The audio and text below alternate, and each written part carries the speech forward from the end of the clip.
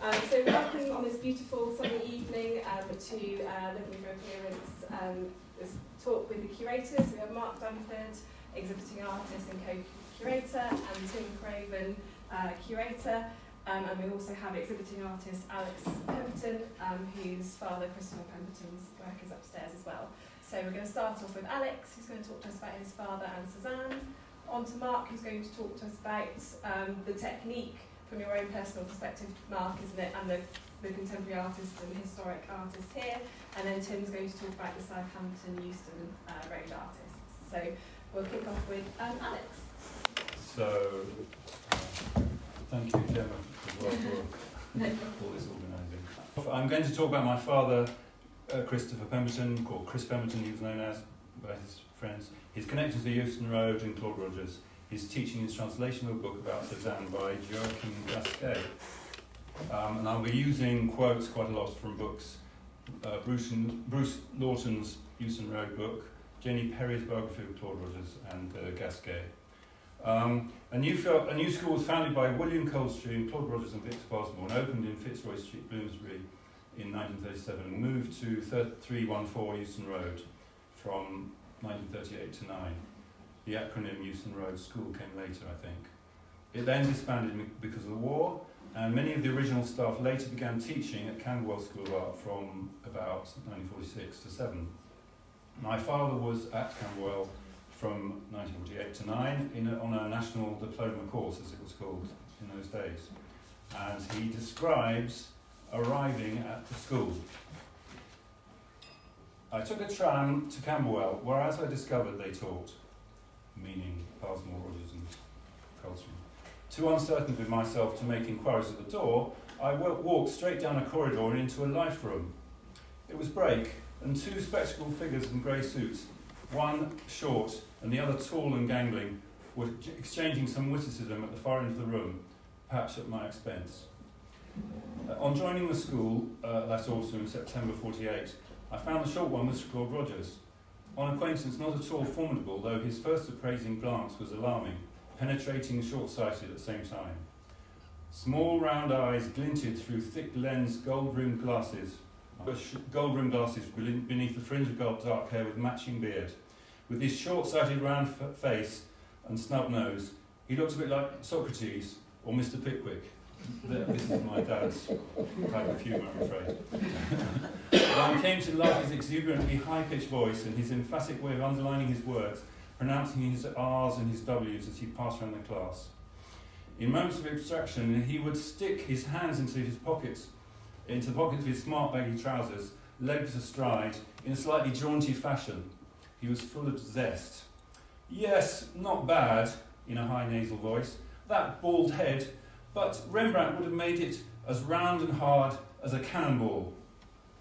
He was the kind of teacher who taught by demonstration, not hesitating to draw the model on the corner of your paper, and sometimes taking your brush. His pencil would move from contour to contour, a favourite word of his, bringing out the fullness of the model. So that's it, that's another self-portrait. That one I chose because of the bald head and the cannonball. That's Professor Haldane, I think is the picture. At Euston Road, one of the original ideas had been for teachers to work alongside students, and this was practised especially by Rogers and Pasmore, though not Coldstream, who was much more private about his work. My father got on really well with Claude Rogers and stayed friends with him, as many did. From 1960, my father returned to Camberwell to teach and taught there until 1985 when he retired. Through that time, Camberwell was known for its figurative approach, its distinctive figurative approach. Here is an account of my father now teaching by a student called Terry Raybould. This is from a book about Camberwell by Jeff Hassel. During a life drawing evening class, I was having particular difficulty in trying to draw the twist in the body of the model. Chris Pemberton sat with me to help. He started a drawing next to mine on the paper. He worked at a steady pace to start with, but gradually speeded up, then stopped and took off his jacket, started again, building up the drawing in quick spurts, dots and short lines dashing about. Stopped again, took off his sleeveless jumper to reveal braces, loosened his tie, and off he went again. Gradually, the marks accumulated to make a beautiful, sensitive, knotty drawing of the figure. He then breathed an exasperated sigh and said, "Well, I can't do it either." So perhaps neither of us had been able to express the precise twist in the model, but I had been treated to a demonstration of drawing at the highest level. So that's done, that's several sessions, I can't remember, but that's quite a late one of somebody called Hugh Trevor Roper, who was a famous professor. To go back to Claude Rogers and give a broader statement of what he felt was important to making his work and for his teaching and sharing of those attitudes, this is part of a speech he gave to an open exhibition of students' work at Camberwell in 1947. Don't bother about style, but look at nature, and try to set things down simply and with conviction. I do not pretend that objective painting, such as I believe in, is the only approach. It's simply one way of painting. Indeed, today, objective painters are in the minority. This kind of work has been under cloud since the beginning of the century, and for a very simple reason. It had, before this, evolved its own cliches. Those of us who were interested in it are only too aware that our work is experimental. Many of you may be, by temperament, subjective painters. Try to decide exactly what interests you, what you want to express, and try to see the shapes you want to put down clearly, either in your own mind or in nature. You can learn the principles of your art by studying the great masters, living or dead. They are the friendliest of guides, but their mannerisms and peculiarities are not to be imitated. In their hands, these mannerisms are original. We admire them, but imitation leads to a dull pictorial formula. So this is the point where I now switch to talking about Cézanne. So I hope this is going to work. It's a bit of a jump now. So I'm going to now compare that passage to words attributed to Cézanne from Joachim Gasquet's memoir on Cézanne. Art has a harmony which parallels that of nature. The people who tell you that the painter is always inferior to nature are idiots. He is parallel to it, unless of course he deliberately intervenes. His whole aim must be silence. He must silence all the voices of prejudice within him. He must forget, be silent, become a perfect echo, and then the entire landscape will engrave itself on the sensitive plate of his being. After that, he will have to use his craft to fix it on canvas, to externalise it. But this craft too is always ready to obey, to translate automatically, familiar as it is with the language, with the text to be deciphered, with the two parallel texts, nature as it is seen and nature as it is felt. The nature that is there, and he pointed to the green and blue plane. So this is all being said in the landscape. It's thought this is the picture that he's working on as he's talking to Gasquet. So he's saying this is the two parallel texts, nature as it is seen and nature as it is felt. The nature that is there, and he pointed towards the green and blue plane, and the nature that is here, and he tapped his forehead, both of which have to fuse in order to endure. The landscape is reflected, humanised, rationalised within me. I objectivise it, project it, fix it on my canvas. So that's the Gasquet quote. This may be stretching the sense of the words, but Claude Rogers and Cézanne seem to be talking about the relation between reality and the vision of the artist, and this is really the main theme I'm trying to treat here. So about 1970, Dad was given the French text of Gasquet Cézanne by a colleague at Camberwell who had found it in a bookshop in Paris. It had never been translated. My father then spent the next 10 years or more translating it in his spare time. Thames and Hudson published it eventually in 1991, and this autumn they're bringing out a new edition. So the point really of my bringing this in and my saying anything at all here is that, actually. so as I say, that was the original. That's the one in 1991 edition. I haven't been given a date yet, but it's apparently in the autumn. Yeah, there's a good I was told, and I should have put that in, the only thing I know that's being used is a man called T.J. Clarke, who I think he wrote quite a long book on Cézanne fairly recently. He's fairly well up on it. He's been quoted on the front cover saying Gasquet's book is earth-shattering or something like that. It's, okay, so briefly, so to give the background here, Joachim Gasquet was a 23-year-old writer from Provence. He met Cézanne in 1896 through his father, who was an old school friend.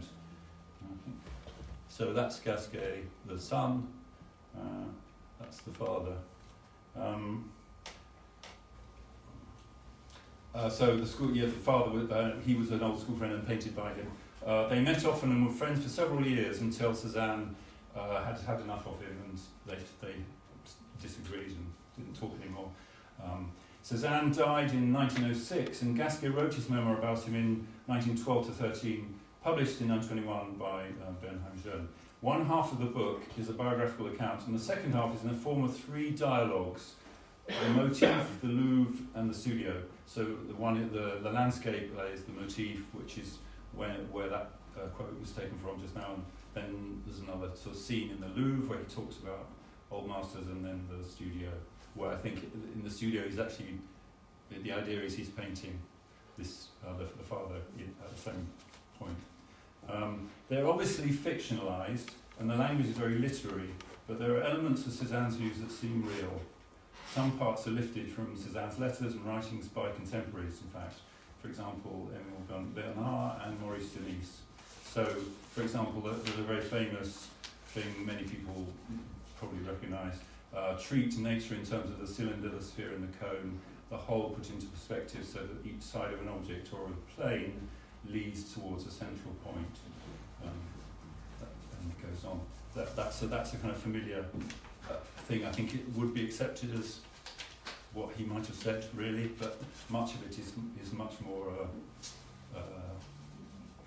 fantasy, or it clearly doesn't feel like Cézanne, but it's the spirit of him. That's going back to Claude Rogers, a later thing where he did work in hospitals.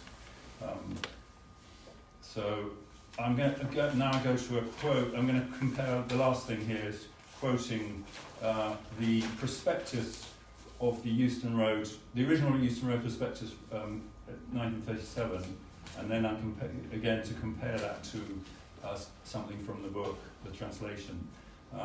We have already, so this is the Euston Road, I think it's Coldstream and Graham Bell who wrote this.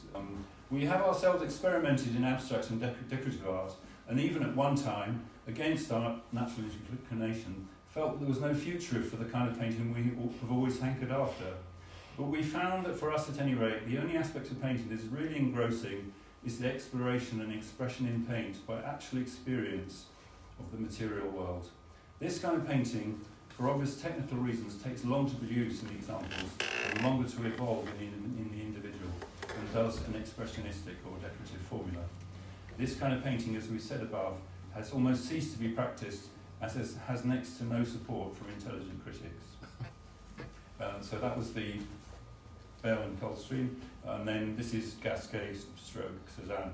What is senseless is to have a preformed mythology, ready-made ideas of objects, and to copy this instead of our reality, these imaginings instead of this earth. Bogus painters don't see this tree, your face, this dog, but only a tree, a face, a dog. They don't see anything. Nothing's ever the same. For them, a hazy kind of fixed type, which they relay to one another, constantly floats between their eyes. Do they even have eyes? and their subject. Yes, grand laws and principles are important, but after the upheavals and mental turmoil which their implementation puts you through, you should innocently copy nature. I'm as much of an intellectual as you could wish, but I'm also a simple animal. I'm playing the philosopher, chatting to you, getting garrulous, but faced with my tubes of paint and holding my brushes, I'm just a painter, the least of painters, a child. I sweat blood. I no longer know a thing. I paint. It's rather like those people who imagine themselves to be honest because they obey the rules. The honest man's rules are in his blood. My method, and I've never had a different one, is hatred of the imaginary. I would like to be as mindless as a vegetable. My method, my code of rules is realism. So that's to give. It's quite spicy, and that's the language of the translation. So that was really it. Objectivity is constantly referred to by Cézanne as it is with the Euston Road. They and the generations who followed, and us, wanted and want to find in painting a clarity and innocence through looking.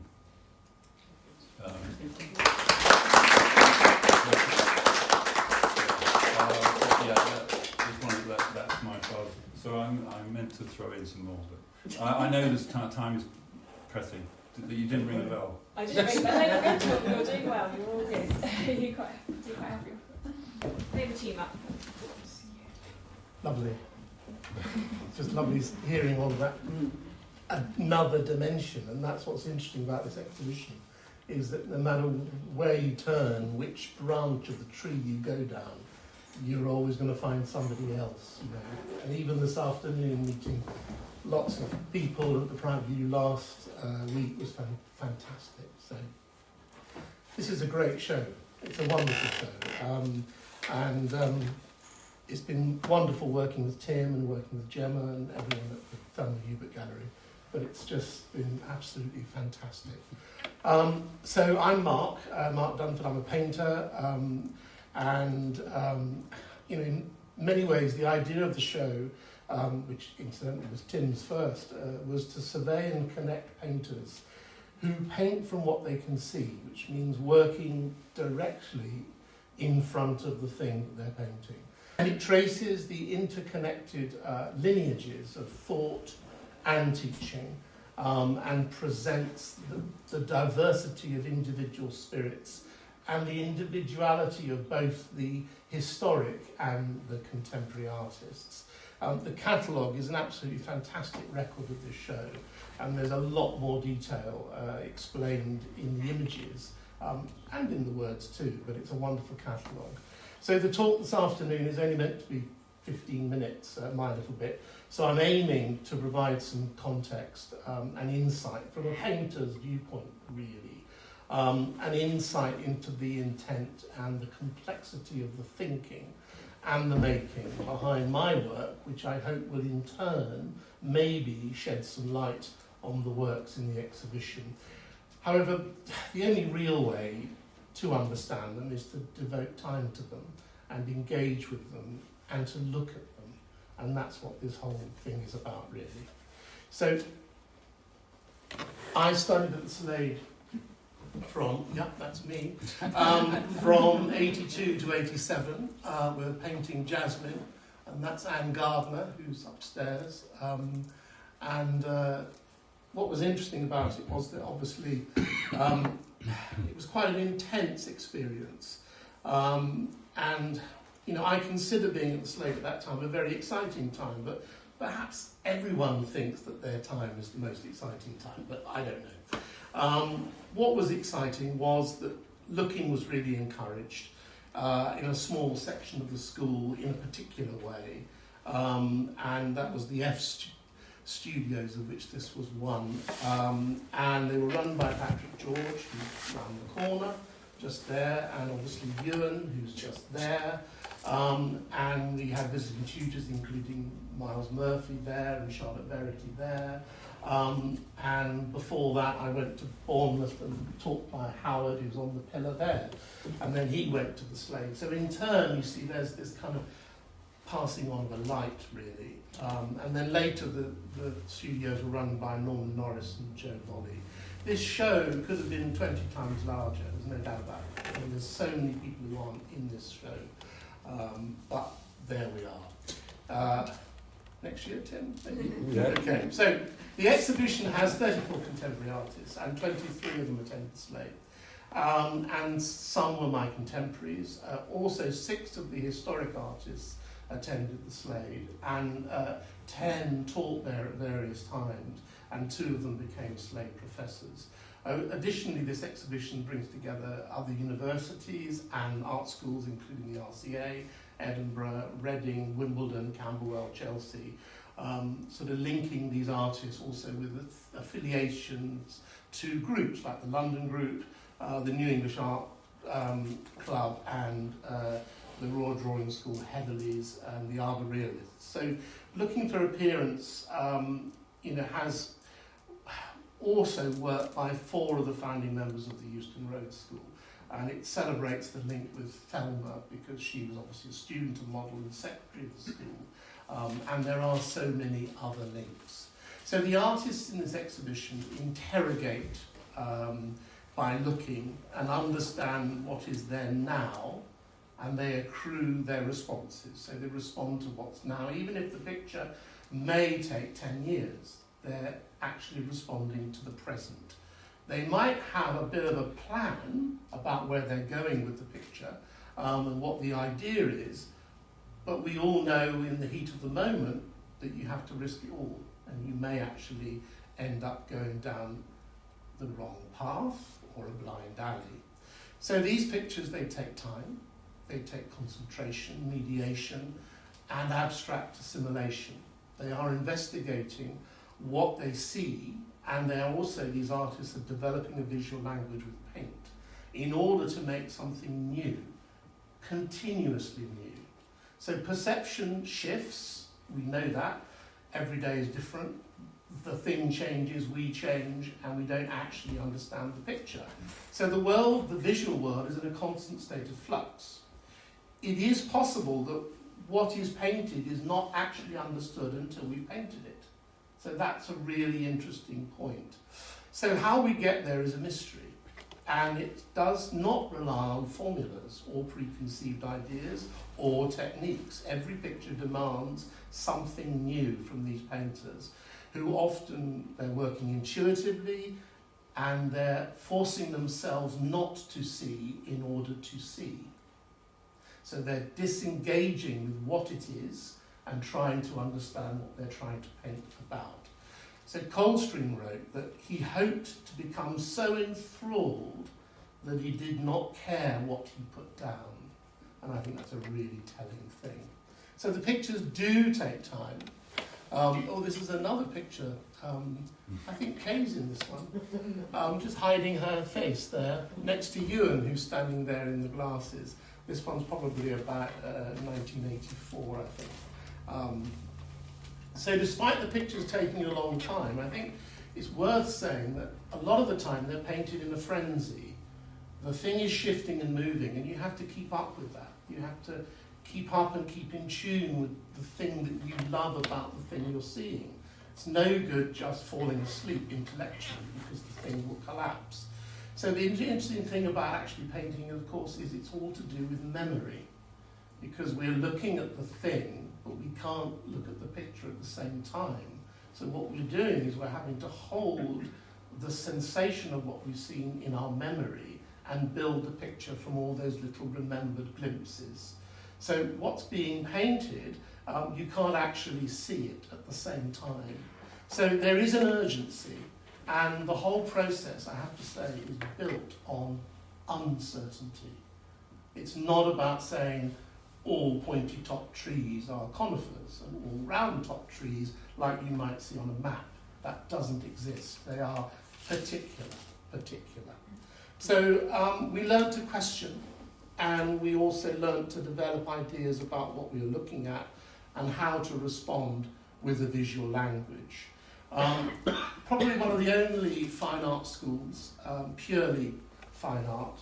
It was a broad education in as much as there were other areas. So the figurative studios, there was only one area, but there was film, there was video, there was installation, there was painting of all kinds, there was printmaking, there was theatre, design, there was sculpture.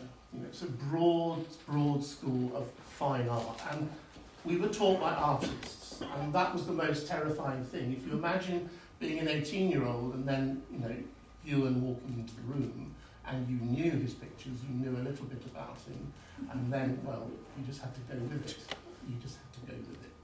So that's really interesting, but we were taught by artists. So Coldstream still came in, top left. He still came in and gave individual tutorials, and it was lovely. I don't think he could stay away. And Lawrence Gowan was Slade Professor, middle on the top. Myles Murphy was a visiting tutor. That's the picture that won the John Moores, which is now in the Tate.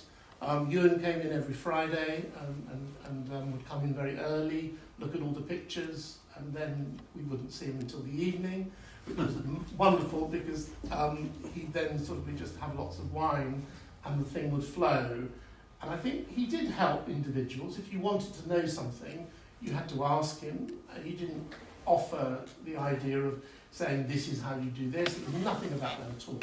There was no regime. It was really through osmosis. Undergraduates were in the same studios as postgraduates, and so you really got the sense of this thing working. Patrick George was there for three days a week. Wonderful man. I loved him dearly. I loved them all really. And he then later became Slade Professor towards the end of his career. But I mean, you know, Coldstream was there for, I think Patrick was there nearly 49 years. Yeah. You know, it was extraordinary. And Patrick Symons came in. We always have the annual trip to Camberwell with Retsina and fish and chips. So it was a wonderful time. But of course there were other people. You know, we had Tess Jarret, John Hoyland, the performance artist Stuart Brisley, Paul Arago, Bruce McLean. We could really still get contact with these people. Apparently Stuart Brisley, I was his baby, apparently. He wanted me, Patrick didn't want me, apparently. This is later. Maybe that's from the mouth of Patrick. But anyway, the whole point is that, you know, there was this other person doing something else, and you could talk to them about that on kind of equal measure. So the breadth was provided, but the wonderful thing is you were talking and interacting with your ideas and thoughts with real artists. Obviously, drawing was really important. We were encouraged to research, and you know, we weren't just painting pictures. There's no point. There's enough of them. You know, we had to deconstruct to reconstruct. You know, we had to understand how the form and space can be placed on a two-dimensional surface, and it was really hard work. There were things you picked up. You know, you had to be a bit like Sherlock Holmes, making the clues and learning, and by just asking questions and really working it out yourself. And that, I think, that's probably how I've taught ever since. But obviously the idea of the picture plane and the idea of measuring using a horizontal and a vertical and thinking about the geometry of the picture. But even Van Gogh used a perspectival frame. So here we have from his letters little drawings of the perspectival frames that he had made. There's a wonderful quote in the letters that just says, well, now I've got all the drawing worked out, I can concentrate on the colour.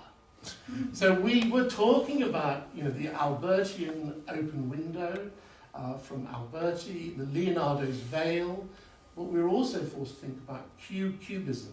So what we became conscious of was that the flatter you see, the more space you generated, which of course is a contradiction. So that was a really wonderful thing. And our heroes were wide. You know, it was obviously Piero, it was Giotto, it was Cézanne, Matisse, Braque, Vincent, Picasso. But it was a wonderful time to think about the picture plane. So this is a picture, autumn to spring. Yes, that's called that because it took that long.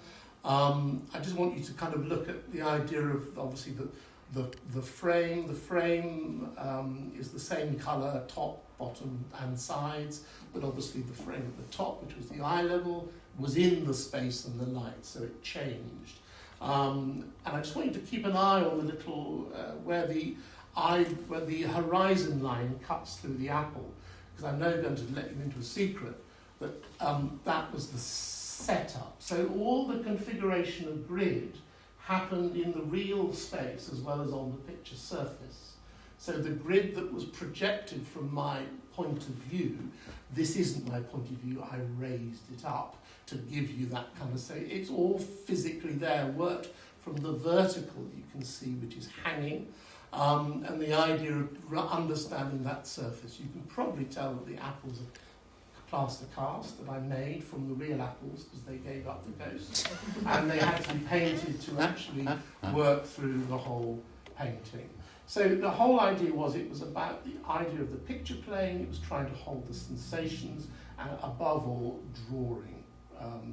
So the idea, I think, measuring for me, it gives me an orientation, probably a bit like someone using a map, or someone like an archaeologist. It gives me an orientation to the thing and allows me to connect and have a certainty.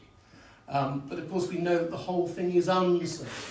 And I just put this drawing in because drawing helps me see it and helps me understand what it is. But what we've got here is a fluctuation. You can see in the image in the middle, the eye moved around as the drawing progressed. So the pentimenti of where things were and how they moved around, the whole thing is working in a state of flux. So trying to trap that. And of course you never really know, although you might build from one shape to the next, it's hard to actually connect the whole surface together. So some of the pictures in the show are absolutely an amazing triumph.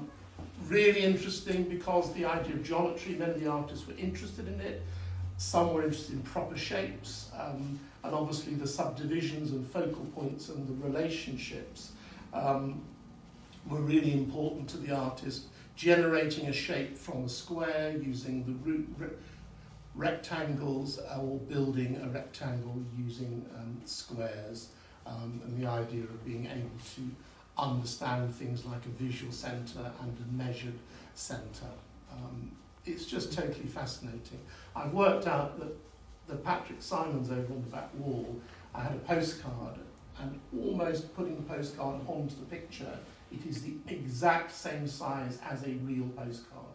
The image of the postcard is much smaller because everything else around it is larger, but it's actually the same scale. I think Patrick generated the space to that picture from that postcard. So I've been doing it quite a while, meaning I've just kept doing the same thing. What did Suzanne say? I just sing my own little tune. You know, the idea of you just have to keep going with something once you've started. Yes, I change everything. Everything is a new painting. But it is a really exciting opportunity to make something new. Those are the results of those two sittings. But of course, artists, learn from art. They learn from other artists, and there's always been groups. This is Helen Lessaw's painting called Symposium, and Helen Lessaw ran a gallery called the Beaux-Arts Gallery and gave a lot of these artists their first shows.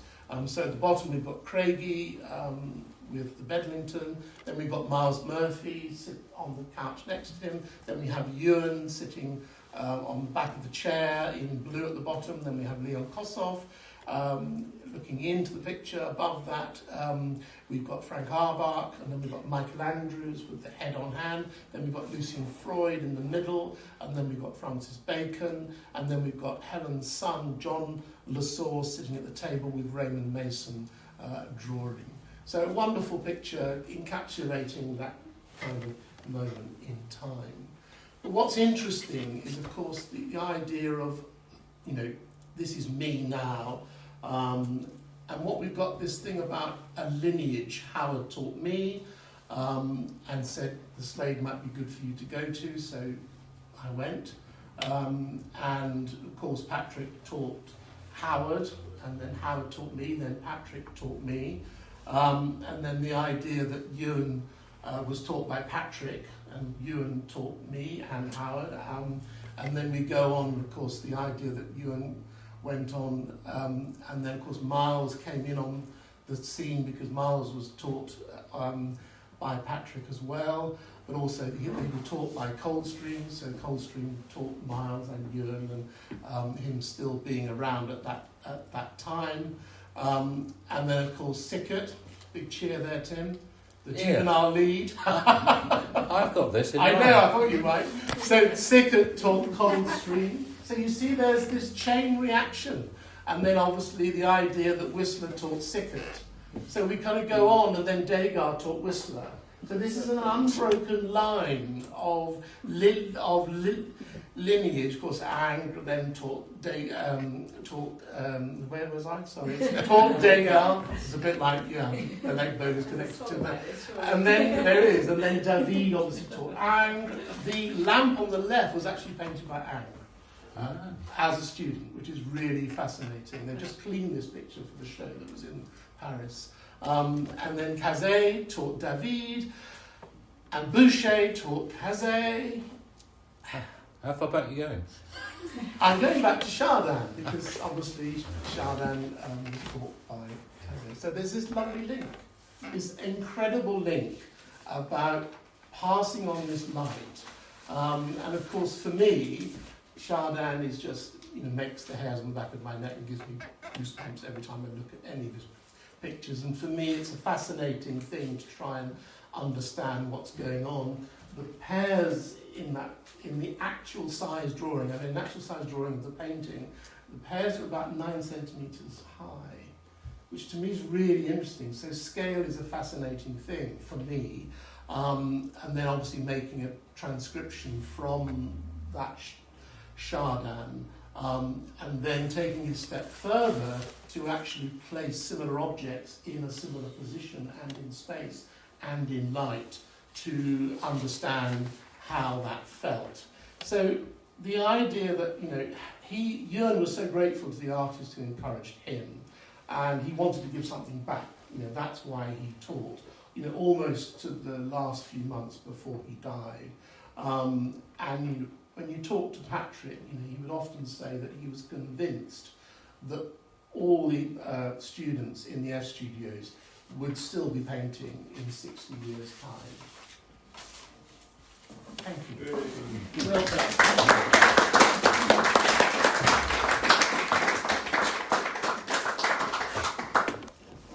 You're up, Tim. Yeah. Yeah, you're up. Okay, right. So, a different take from me. That was fascinating, and I really loved working with both of you and the whole team here on this show. It's been really fantastic, because when you have the idea, I love the journey from spark of idea to opening night. You never know how you're going to travel through it, and it's been a really exciting, fun learning experience, and meeting lots of new people as well. So this is home to me. This is Southampton City Art Gallery. I've worked there for 37 years. I had 6 job titles during that time, and I'm still there because I'm showing friends, so I'll never leave, because it is a stupendous gallery. But it's very young. It opened its doors to the public the first time in April 1939. I mean, even on the south coast, Southampton was lagging behind. You have Eastbourne, Worthing, Brighton, Bournemouth, all opening galleries before Southampton, and most museums in this country, are sort of 19th century conception. It's in this beautiful brand new building for the Luftwaffe came and remodeled the front the following year. And it's one of the best galleries in the country. It's not a huge collection, and it can tell the story of Western art from the Renaissance to the present. We still are able to buy contemporary works. And we've always benefited from having a national museum director advisor on acquisition. Our first advisor was Kenneth Clark. Now, you couldn't get better than that, who came to the National Gallery at the age of just 30 in 1934. And he wrote our policies, which we still cling to, really. So it's not like quirky collecting, it is actually collecting the history of art. And I wanted to talk to you about the Euston Road related works in the collection, which sort of coloured my view, which came to this exhibition. The first exhibition I ever curated was in 1999. It was the Euston Road School, unfashionable at the time, and I met some interesting people. I loved doing it, and I'd earlier cut my teeth on a major collection display on the Camden Town Group, of which Southampton holds one of the best collections in the country. I guess it's my specialist area of knowledge. My plan was to do a trilogy of realist shows, Camden Town, Euston Road and the Kitchen Sinkers, but I never finished that off, and never did the last one. And this is our single Coldstream held in the collection. And I always think it's interesting, and I always look actually at museums, when they collected it, when it was collected and how.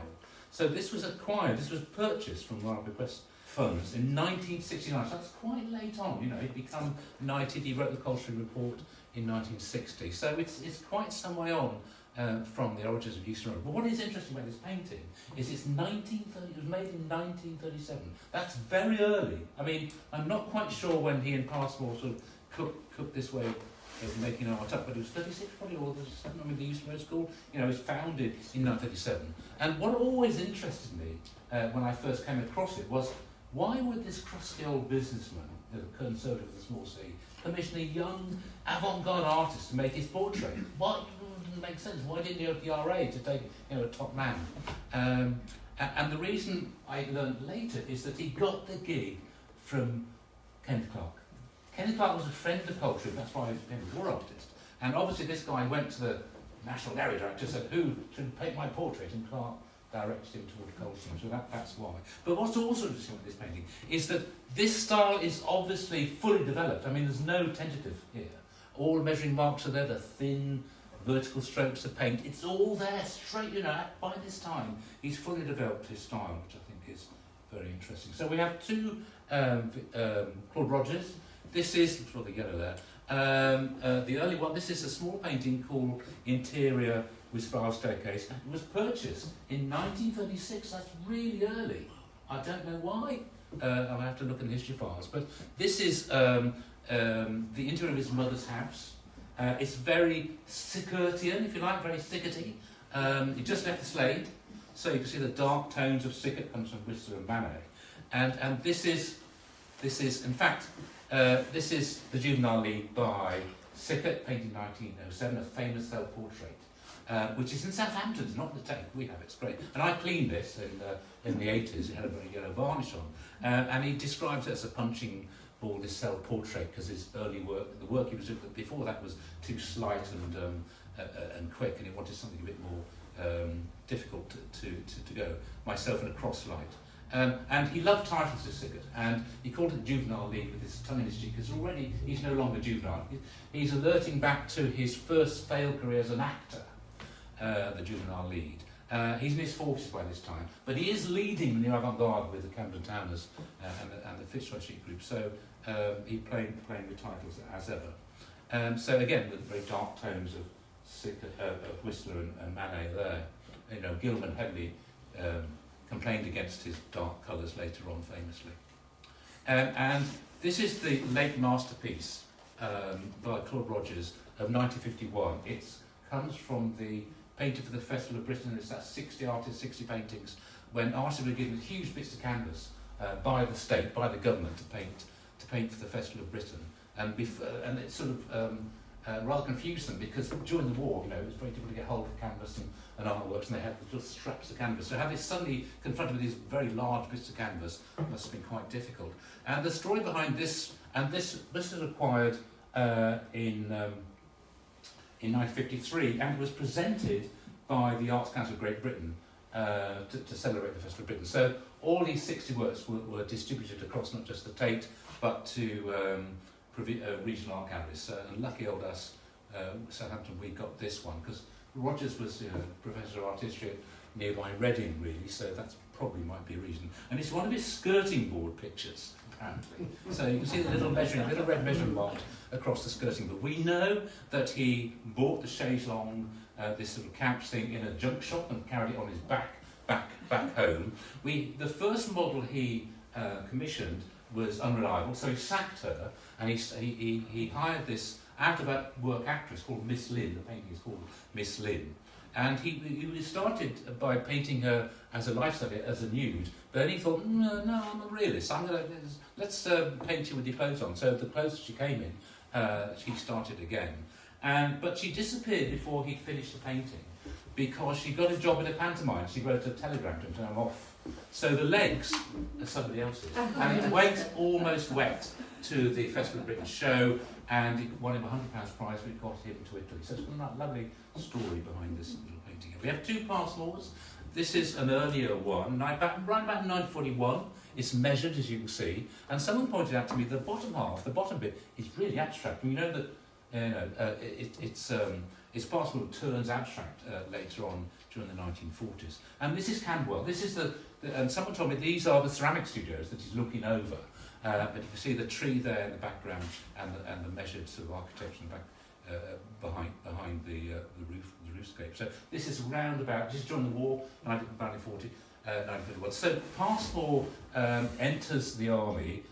He has a breakdown and he goes AWOL, and he's captured, put in the dock. And it's said that Kenneth Clark's in the witness box said to the judge, he's one of the best 6 living English artists, British artists. You have to let him go, which the judge did. I've always been interested in who the other artists were, and I think the 3 of them were his great mates: Henry Moore, Graham Sutherland, and John Piper. I reckon Paul Nash was another one. And I suspect Hepworth was the other one. You know, I'm not absolutely certain.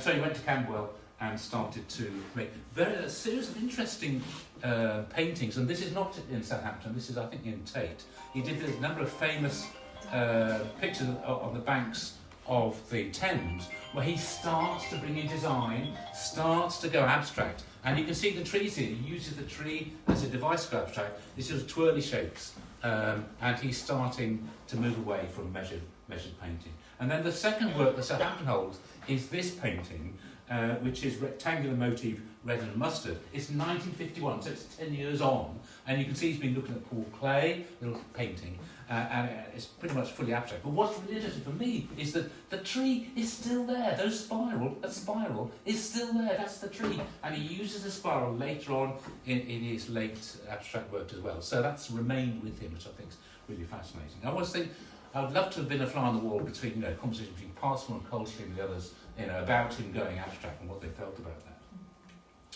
We have a work by Uglow, which is currently in Milton Keynes, part of that show. Miss Benj, we hang that a lot.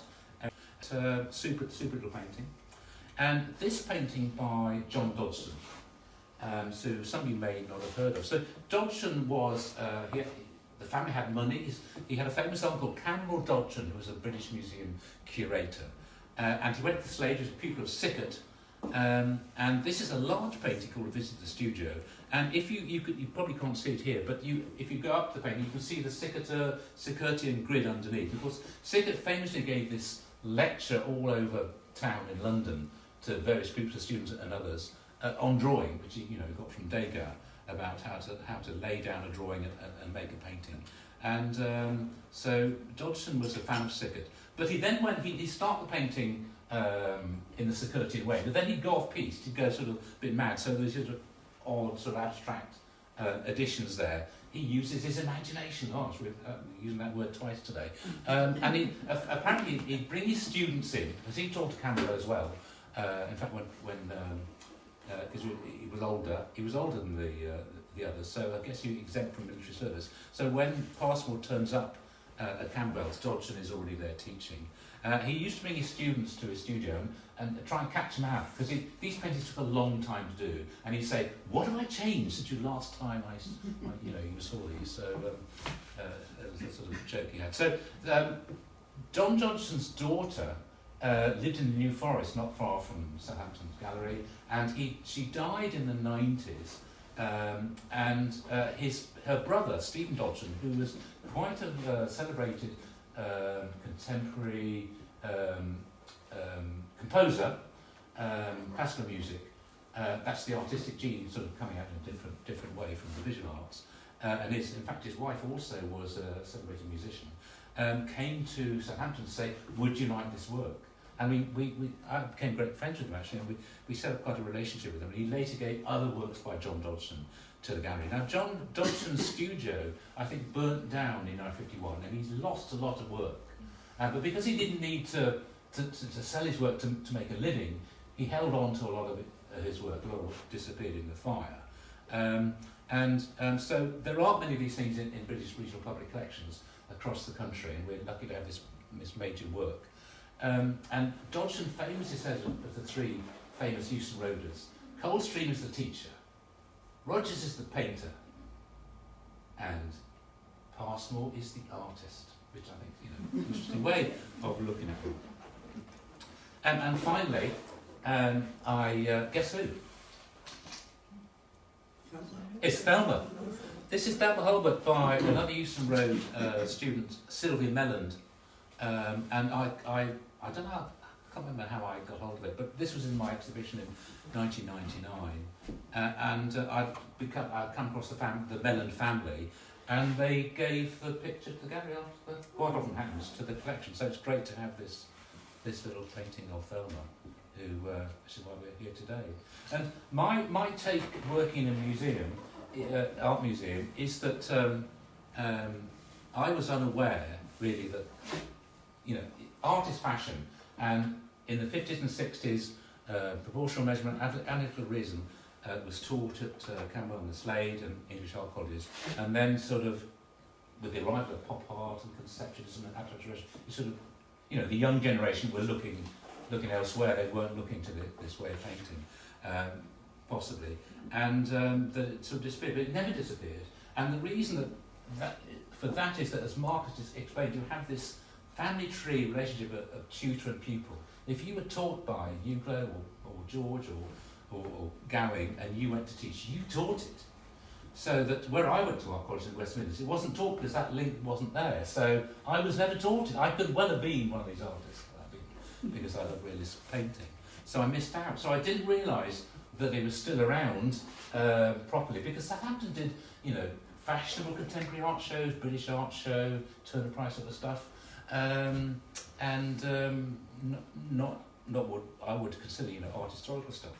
Until I joined the London group and saw work by Mark and David Strutt, and I've met Robert Brooks, and I thought it'd be great to do a show to see how, it was invented by Pasmore and Coldstream 80 odd years ago, and how it's developed in different ways. And this one work per artist in this show is a great way to see how different artists have approached, from these measuring beginnings to the way they're different.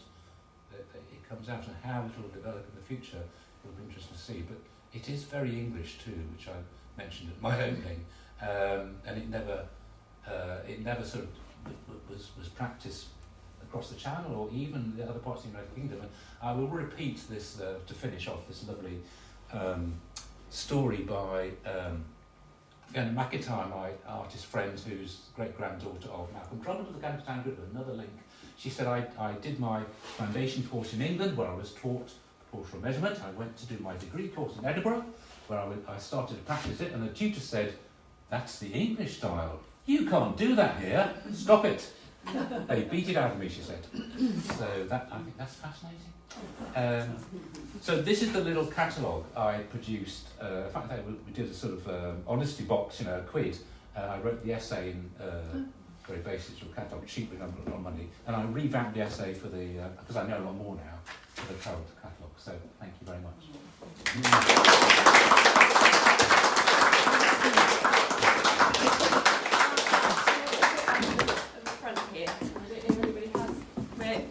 You've done very well, actually. I thought you were going to be running over a lot more than that, so you've done very well. But I don't know if anybody has any questions for Alex, Mark, and you've answered everything.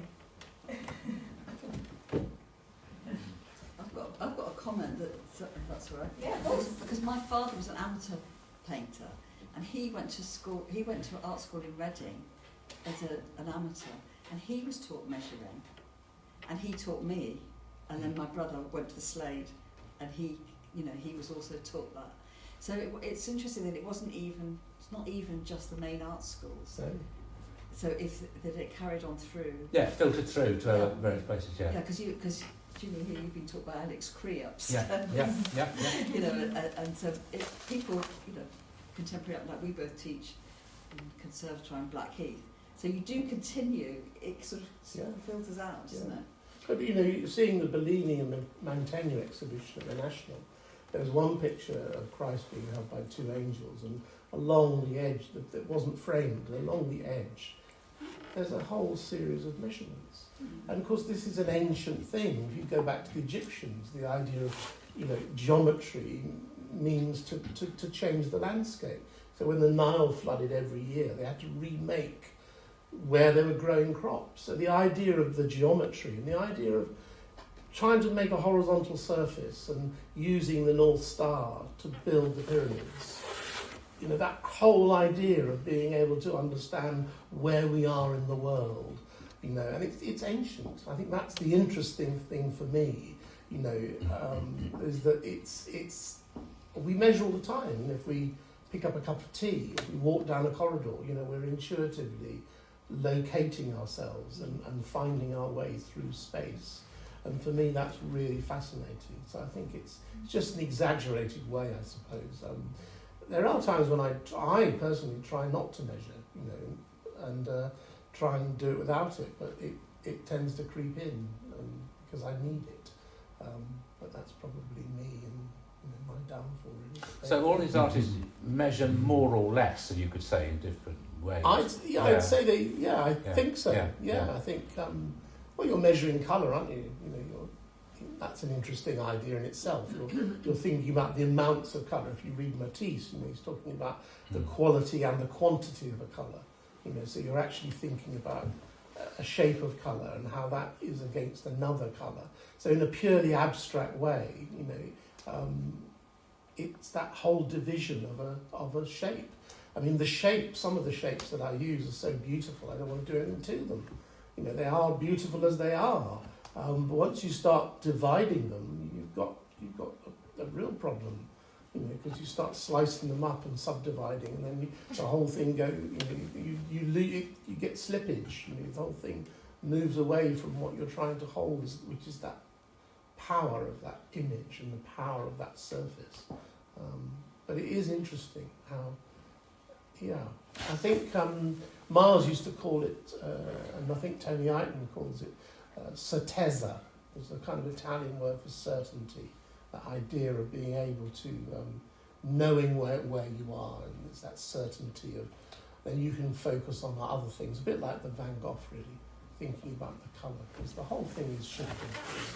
Sorry. And so painting has been announced dead loads of times, but because the possibilities are endless, they're infinite, it'll never die, and every generation starts afresh. They either reject what's come before, or they're influenced by it, or perhaps a bit of both, you know. But so where will this approach, this interesting idea about measurement and proportionality, go in the future? Perhaps, you know, another 50 years. Yeah. Will it still be, you know? Will it still be revered? Will it be a strand of it?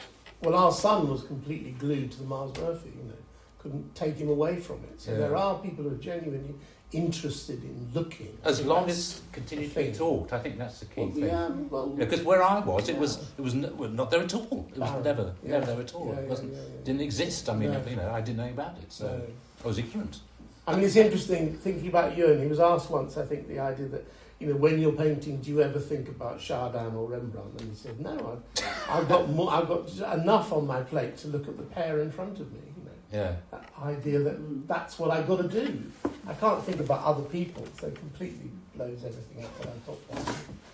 It's not really a question, but I wanted to thank all three of you for marvellous lectures. We've had a marvellous afternoon, and it's a super exhibition, this. I don't think there's a dud in the show, and I do congratulate you. And the way you've talked about it. But I do want to tell you one story about Myles, which illustrates that there are other ways of doing things. Myles was, as a schoolboy, fell under the influence of a local rent collector in Manchester, in Salford. And he used to teach people. And he went painting on the hill outside Bury with Myles every Saturday morning. And one day they went up there, and you couldn't see a hand in front of your face. It was completely misty. And they put up their easels and started working. And after about 20 minutes, Myles thought, this is hopeless, I'm going to give up. And he went round and he found that the other chap had done a wonderful sunny day. And you could see everything in the town. And he said, how do you do that? He said, oh, I've seen it before. Anyway, when Myles got his interview at the Slade, this chap took him to the station. And he said to Myles, look, lad, if you get stuck in the interview, tell them I sent you Lowry, L.S. Lowry, 1/2 of the nobody down there. And he was interviewed by Coldstream and one or two of the others. The others obviously hated him and weren't going to give him a place. And when he was going out, Coldstream ran after him And he was going home thinking he was never going to get anywhere. And Coldstream said, "I do hope we'll see you in October. We are looking forward to it." And that was that. And it had a wonderful time, except when he did his presentation piece, which was painting a girl in a wedding dress. Yes. And he was sharing a flat with Aitchison down in Lower Marsh. And the sofa they'd inherited this from other predecessors. And being artists, it was absolutely full of fleas and filthy. And so Craigie, being enterprising, went and got some petrol and doused this sofa with it to kill the fleas. And it worked very well, I'm sure. But unfortunately, Myles was doing his studio piece, his presentation piece, and the girl left the model because he'd come to the end of the time. And so he slipped on this wedding dress himself and carried on painting it. Unfortunately, he stepped back over the paraffin stove that they had to, and the whole thing went up like a Catherine wheel. He fell over back on the sofa, and his painting was ruined, and he spent 8 months in St Thomas's with 50% burns. And anyway, that made him very unhappy. Ended his running career.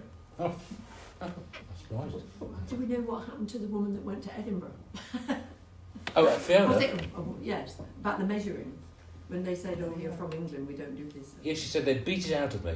But in fact, she does teach, and she does still teach it as a tool, as part of her thing. So, not quite, but she's an amazing colourist because she had a great genius. So did you go there as a student or? Yeah, student, yeah. So She lives in Cirencester. How did they teach her? I mean, Well, the Scottish way. Colourists, so the Glasgow boys, you know, not the English. Or... Thank you. I thought it was fascinating. It's like Wilson Steer being told he couldn't do impressionism because it's French. Extraordinary. Different times. Do you have your hand up? I was going to say, the work, everything discussed is painters' work, traditional work, and moving on, looking very much to the past, to the present. Where do you think the future will go when there is, shall we say, art as it is taught is going in commonly in different directions? Where do you think we go from here? Plainly there is going to be a stream going forward. I think, well, art should always be of its time. Yes. It has to reflect the present day, otherwise it's anachronistic. And there's plenty of people doing that, you know, and there's too many artists around, lots of artists. Who knows? I mean, it's difficult to project and you need a crystal ball, don't you? Well, there's so much conceptual art. The other, yeah, absolutely, that's still around, and you know, artists move in. We talked about national boundaries, but they're breaking down because artists work all over the world now, and you know they work across media, they make films, they paint, they all do all sorts of things. It's like life. There's so much more choice now. I think you're bombarded with images and stuff. It's hard to see. You've got AI coming. You know, say AI is going to be making paintings, and it's extraordinary. You know, I mean, Could they do a Coldstream then? God, yes, I'm sure they could. Yeah, they can knock anything off. Yeah. Or a Mark. So who knows? But I think painting will still be around because it's infinite. The possibilities are infinite. But it has to reflect the concerns of the day, of the present. That's the key thing for me. And as I say, the other thing that my friend and mentor John Salt used to say is, artist is an albatross around your neck, because if you make a mark on a with a pencil on a bit of paper, someone comes over and looks at, I can't, as an artist drawing, you can't help it. You look over their shoulder, oh, that's like Rembrandt, that's like Picasso. It's like you can't. How do you escape what's gone before? Because there's so much of it. But you were saying that, like Coldstream, you have to forget art. You have to forget everything and just. So that is an optimistic way forward, I think. Yeah, make yourself open to it. Yeah. But there is a huge appetite for painting perceptually. And there are lots of art schools that are still doing it, and still people are still teaching it. But at the end, we don't know what's going to happen, do we? But I think what's interesting is that the boundaries are much lower, meaning between perceptual painting and conceptual, because I think Patrick Symons and Euan Uglow is just as conceptual as anything else. I think the ideas they contain are remarkable, and I think I said in the opening I was concerned that the show wouldn't reflect how the painters have moved on, and that obviously Tim was seeing it through a different lens to how I was seeing it through. And what's interesting is, I knew a lot of these people as individuals, and I never thought about it. And Euan hated the idea of his association with the Euston Road School. When I met Georgia, who was his muse and now looks after the estate, she was absolutely adamant that for me to know, and I'd already read it, but for me to know that he hated it. And there was Bruce Lawton's book, The Euston Road School, that came out. And I remember going to Euan's studio and seeing it on his table and eyeing it up and thinking, that looks rather interesting. And he says, don't think much of that. So I think he really saw each painting, each new situation as a brand new opportunity to make something new. And he's quoted, if anything, if there's going to be anything new, it's going to come out through me. That's it. And I think that's really, and I think that's quite encouraging, that you just have to follow your own nose in the end. You have to kind of shake off everything else and just trust your intuition and where it takes you. And of course, we are fed things and we subliminally take things on. We don't know what informs us and what guides us. But I think, I'm inspired by all sorts of things which has nothing to do with looking. It's very, I was really interested in the weight of those apples, and really want to make another painting about balance and weight, so the kind of physics of it. So what we are inspired by is trying to make something new, is what I'm saying. But I think you could say that there are national characteristics which I think are interesting too. But what Britain gave to the Western canon of visual art is the romantic landscape tradition. It's no accident that Turner and Constable turn up at the same time, at the time of the Romantic movement, because the Brits are romantics. In the Northern Mist, we come from the Anglo-Saxon. Romanticism was born in Germany, and the same DNA. And I do a talk on the romantic thread in British art because it keeps going out of fashion and back into fashion. The romantic movement, the pastoral lectures, the neo-romantics, the ruralists, the eco-warriors now, it's all romantic. Now, romanticism can reinvent itself with each generation. It's a very clever way of looking at life, really. And it's about now, it's not about ideals. And I think that's a British thing, romanticism, and also the Celtic nations are romantic, if you like. So I think that's a British strand, and it keeps coming back in different guises. The land artists, you could say, were romantics in a way. They looked at landscape in a whole different way with conceptualism and so on. And measurement, lots of measurement in that, absolutely, in land art. So it just reinvents itself, and I think you can see circles coming round.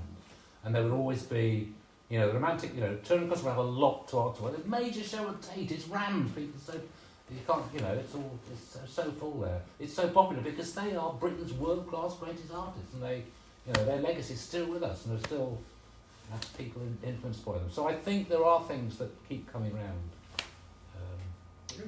It's an interesting question. Euan would say, I paint ideas, I don't paint ideals. Yeah. And I think that's an interesting one. Yeah. And at the end of the day, you just have to just get on with what you're trying to do and respond to how exciting it is. Sometimes when a picture moves on, you have no idea why it's moved on. That's interesting in itself. And also, conversely, when it goes wrong, you have no idea why it went wrong. So you just have to kind of pitch yourself against that and accept that it goes this way and that way. And there is a development, but at the end, actually, if you look back, I don't know whether you feel this, Alex or Tim, you look back, you actually think that you're still trying to redo the same idea that you did 40 years ago. But you're still, because that's what's inside you. It's your handwriting, it's the way you view the world, it's how, I don't know whether you feel that. But it's this weird thing, yes, that you recognise that after the event, but exactly. But actually you're trying to get away from that. But the pull is to do something new. But if you haven't seen the work you made 20 years ago and you suddenly see it, what are your thoughts? You think, I couldn't do that now, or that's quite good, or it's a detached you, it's a different you, isn't it? Because things have moved on, so there's that way of looking at it. Yeah, I'm still emotionally scarred by most of them. Well, they take so long, that's why, yeah. Well, yeah. Yeah, I don't know how you feel about that, but seeing older work. You can be surprised, you can think Yeah. it's better than you thought, remember it. Do you? Yeah, it's quite good to even think, did I do that kind of thing. Yeah, Yeah. yeah. Like, But do you destroy work? You don't because it takes so long to do. Sometimes, If you're knocking out 3 a week, you destroy. sometimes they're put to one side, are rested, Yeah. and they might come back to them. Sorry. Should I put any other questions at all? I think probably a good time to draw it to a close. Thank you so much to Alex Pemberton, to Mark Dunford and Tim Craven. Thank you so much for bringing this really special exhibition to the gallery. We're so proud to be showing it. And please have a look on Instagram. Anthony Aiton has done a post with his daughter about the exhibition here, which is a really very charming post, so have a look on Instagram. He's 103, 102. 102. Yeah, so that's really, really special. But thank you so much all for coming this evening, and yeah, please tell friends and family about this really special exhibition. And Well, thanks for taking it, thanks for Yeah. staging it.